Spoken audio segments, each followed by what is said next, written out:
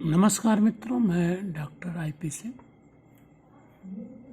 कक्षा 10 के विद्यार्थियों के लिए हिंदी साहित्य का प्रश्न पत्र हल करा रहा हूं, जिसमें 3 वीडियो पहले, माने इससे पहले चौथा वीडियो, आपको मैंने प्रश्न पत्र का प्रारूप बताया था और बताया था कि किस तरह से प्रश्न, कितने नंबर के प्रश्न निर्धारित हैं।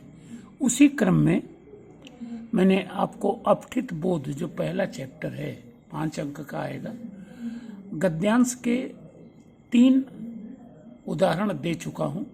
चौथा उदाहरण आपको पुनः प्रस्तुत कर रहा हूं।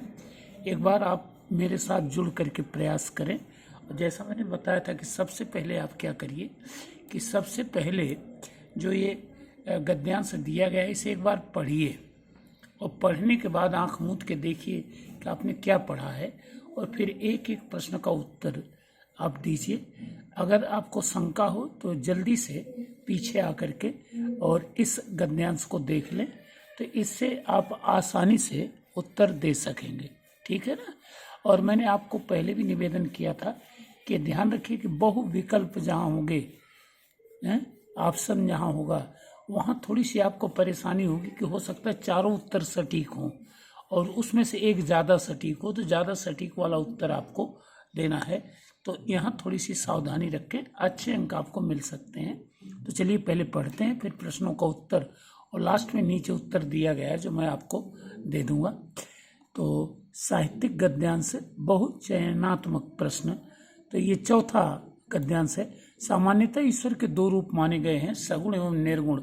जब परमात्मा को निराकार, अज, अनादि, सर्वव्यापी, गुणातीत, अगोचर, सूक्ष्म मानकर उसकी विवेचना की जाती है, तब उसे निर्गुण ब्रह्म कहा जाता है।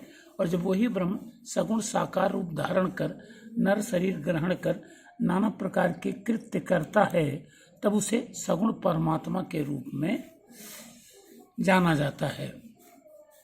सामाजिक उपयोगिता की दृष्टि से सगुण भक्ति को निर्गुण भक्ति की अपेक्षा महत्वपूर्ण माना जा सकता है, किंतु केवल इसी कारण से निर्गुण भक्ति की उपेक्षा नहीं की जा सकती।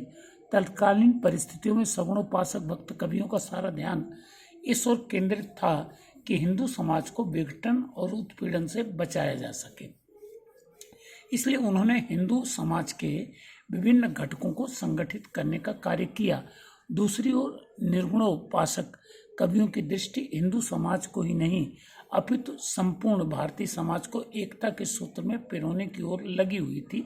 वे हिंदू और मुसलमानों का भेद भुलाकर मानवता के उदात्त मूल्यों की स्थापना में लगे हुए थे। तो देखें, पूरा पैराग्राफ है कि हमारे हिंदी साहित्य में भक्ति के 2 रूप माने गए, सगुण भक्ति और निर्गुण भक्ति। जब ईश्वर निराकार हो, अज हो, अनादि हो, सर्वव्यापी हो, गुणातीत हो, अगोचर हो, अर्थात दृष्टिगत न हो, और बहुत ही सूक्ष्म माना जाए, तब वो निर्गुण ब्रह्म है। और जब वो आकार ग्रहण कर लेता, अवतार करता है, इंसान की तरह हरकतें करता है, तब उसे सगुण कहा जाता है।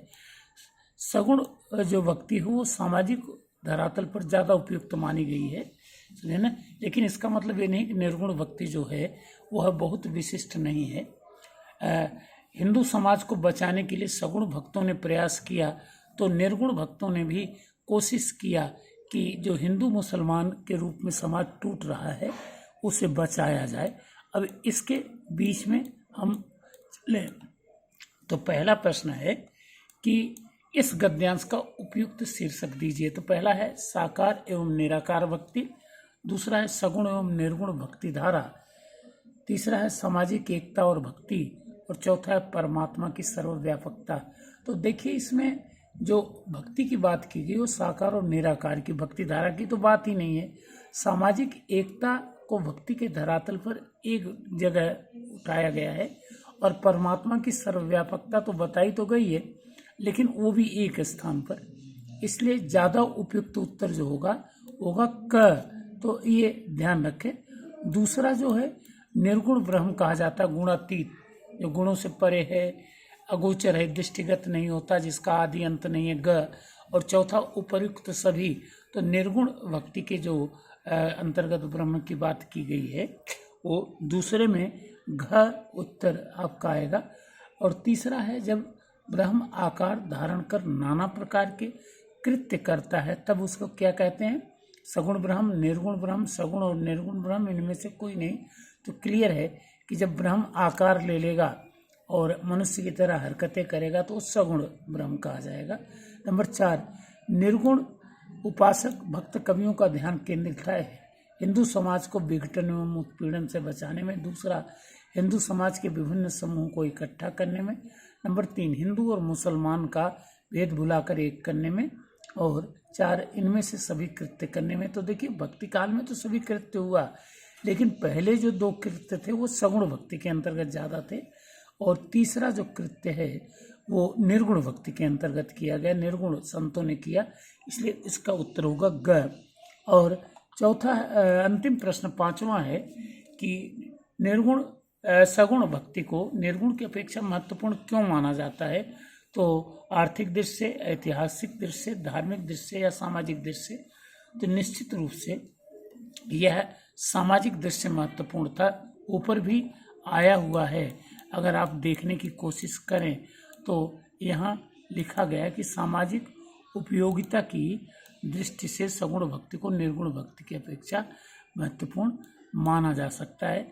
तो मित्रों, इस तरह से पहले प्रश्न का उत्तर हमारा क हुआ, दूसरे प्रश्न का उत्तर घ हुआ, तीसरे प्रश्न का उत्तर क हुआ, चौथे प्रश्न का उत्तर हम लोग जब खोजें तो वो ग हुआ, और अंतिम आप देखेंगे तो 5वें का हुआ सामाजिक दृष्टि से।